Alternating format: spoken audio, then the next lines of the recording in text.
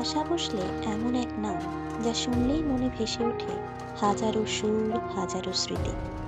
কিন্তু এই কিংবদন্তি গায়িকার জীবন কি সবসময় ছিল বসন্তের মতোই রঙিন? আপনি যদি ভেবে থাকেন তার ব্যক্তিগত জীবনও ছিল তেমনই উজ্জ্বল, তাহলে আপনি হয়তো তার জীবনের এক বড় ট্র্যাজেডি সম্পর্কে জানেন না।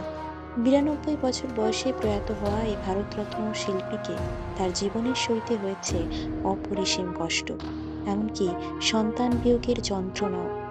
বিশেষ করে তার মেয়ে বর্ষার অকাল মৃত্যু আশা ভোসলেকে মানসিকভাবে এমন এক অন্ধকার জায়গায় নিয়ে গিয়েছিল, যা তার জীবনের এক বড় ক্ষত।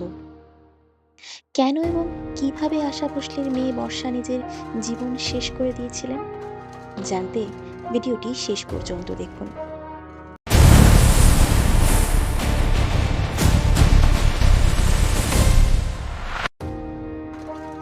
আশা ভোসলের ব্যক্তিগত জীবন ছিল কষ্টে ভরা।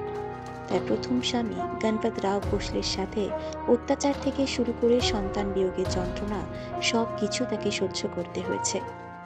আশার ৩ সন্তান, যার মধ্যে ২ সন্তানের মৃত্যুর শোক পালন করতে হয়েছে এই কিংবদন্তি শিল্পীকে। তবে সবচেয়ে বেদনাদায়ক ছিল তার মেয়ে বর্ষার অকাল মৃত্যু। বর্ষা ভোসলে ছিলেন একজন সুপরিচিত লেখিকা এবং গায়িকা। তিনি দীর্ঘদিন ধরে ডিপ্রেশনে ভুগছিলেন, যার জন্য মুম্বাইয়ের জাসলাক হাসপাতালে চিকিৎসাধীনও ছিলেন।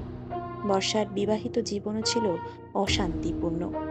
তিনি ফ্রিল্যান্স ক্রীড়া লেখক হেমন্ত কেনক্রের সঙ্গে বিবাহ বন্ধনে আবদ্ধ হয়েছিলেন, কিন্তু দুর্ভাগ্যবশত তাদের দাম্পত্য জীবন খুব একটা ভালো ছিল না। বিবাহ বিচ্ছেদের পর থেকেই বর্ষা তার মায়ের সাথে প্রভু কুঞ্জের বাসভবনে থাকতে শুরু করেন। একাধিক প্রতিবেদনে দাবি করা হয়েছে যে বর্ষা আত্মহত্যা করেছিলেন। ২০০৮ সালে তিনি ঘুমের ওষুধ খেয়ে আত্মহত্যার চেষ্টা করেছিলেন, কিন্তু চিকিৎসকেরা তাকে সেবার বাঁচিয়েছিলেন। তবে ২০১২ সালের ৮ই অক্টোবর ভোসলে মুম্বাইয়ের প্রভু কুঞ্জের বাসভবনে আত্মহত্যা করেন।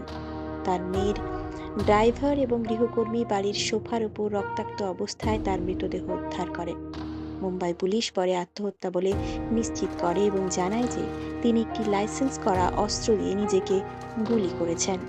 বর্ষার মৃত্যুর সঠিক কারণ এখনও রহস্যে ঘেরা থাকলেও একাধিক প্রতিবেদনে দাবি করা হয়েছে যে তার ঘনিষ্ঠ বন্ধু ফটোগ্রাফার গৌতম রাজাধাক্যের মৃত্যুর পর তিনি মানসিকভাবে বিধ্বস্ত হয়ে পড়েন, যা তাকে এমন মর্মান্তিক পদক্ষেপ নিতে বাধ্য করে। একটি অকাল মৃত্যু যেমন আশা ভোসলেকে অনেক কিছু শিখিয়ে দিয়ে গেল, তেমনি বর্ষার অকাল মৃত্যু আশা ভোসলের জীবনে এক চিরস্থায়ী গভীর ক্ষত তৈরি করে দিয়েছিল।